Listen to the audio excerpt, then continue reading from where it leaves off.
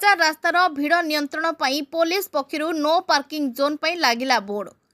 सावधान, रास्ता रे पार्किंग करुथले गाड़ी उठाई नेबे पुलिस। बालेश्वर जिला बालियापाड़ थाना अंतर्गत सिमुलिया बजार रास्तार भिड़ नियंत्रण पाई Baliapal police पक्षरु no parking zone पाई लागिला बोर्ड। रास्ता रे गाड़ी पार्किंग करुथले सावधान, एणिकी बेआईन पार्किंग गाड़ी को उठाई नेब पुलिस। बालियापाड़ पुलिस पक्षरु एने गठन हैला टीम। व्यवसायी एवं मालिकों को सतर्क कराइछंती बालियापाड़ आईआईसी ब्रह्मानंद स्वाई। एएसआई उपेन्द्र कुमार बेहरा बेआईन पार्किंग करुथले दृढ़ कार्यानुष्ठान नियाजिबो।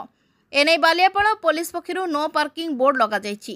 बेपारुआ गाड़ी पार्किंग जोगु अनेक समय दुर्घटना घटी थाए।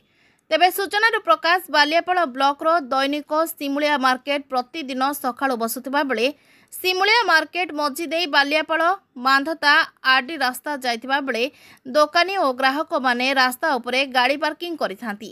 फलरे रास्ता उपर देई बड़ बड़िया चारि चकिया जान गला बेले घंटा घंटा धरी रास्ता जाम रही थाए। लोक माने नानादी हैरान होइथांती।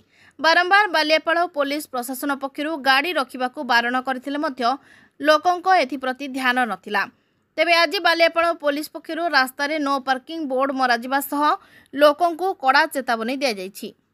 बालियापाड़रू ज्योतिरंजन पटायत को रिपोर्ट, सूर्यालोक मीडिया।